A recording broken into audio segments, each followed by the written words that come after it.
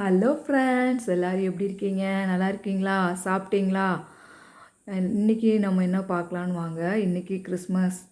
நாங்கள் காலையில் கடைக்கு போய் எல்லா ஜாமானும் வாங்கிட்டு வந்து அதுக்கப்புறம் இதுக்கு பிஜி நைடு ஸ்வீட்ஸ் நல்லாயிருக்கும், அங்கே போய் கேக்கெலாம் வாங்கிட்டு வந்துட்டோம்.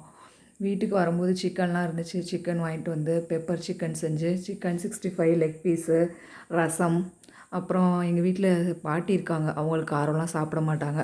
அதனால் அவங்களுக்கு எப்போவுமே ஈரல் வாங்கிட்டு வந்து சூப் எடுத்துருவோம். ஈரல் சூப்பு, ரசம், அதுக்கப்புறம் சிக்கன் குழம்பு இதெல்லாம் வச்சு தம்பி வேறு ஃபோன் பண்ணா எல்லோரும் வரோம் அப்படின்னு சொல்லி மதுரையிலேருந்து. சரின்னு சொல்லிட்டு அவங்களுக்கும் சேர்த்து ரெடி பண்ணிவிட்டு முட்டை ஆம்லேட் பண்ணிவிட்டு அவங்களும் வந்துட்டாங்க. எல்லோரும் சேர்ந்து சாப்பிட்டு ஜாலியாக உட்காந்து அரட்டை அவ்வளோ அரட்டை அடிச்சுட்டு ஜாலியாக போச்சு.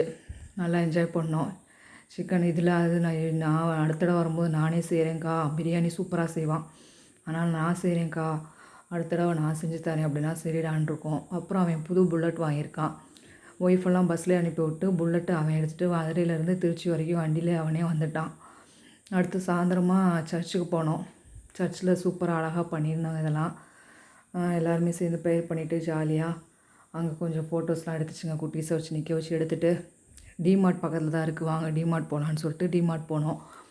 அடிக்கடி டிமார்ட் போகும்போதெல்லாம் உள்ளே போகும்போது பார்த்திங்கன்னா சீஸ் பாப்கார்ன் இருக்கும். வெளியே வந்து ஷாப்பிங்லாம் முடிச்சுட்டு வெளியே வந்து பார்த்தா இருக்கவே இருக்காது, தீர்ந்துருச்சுன்னு சொல்லி இது மாதிரி ஒரு 2-3 தடவை ஏமாந்துட்டேன். நான் போகிறதே டிமார்ட்டுக்கு சீஸ் பாப்கார்ன் சாப்பிட்றதுக்காக தான். இவன் தான் என் தம்பி ஃப்ரெண்ட்ஸ்.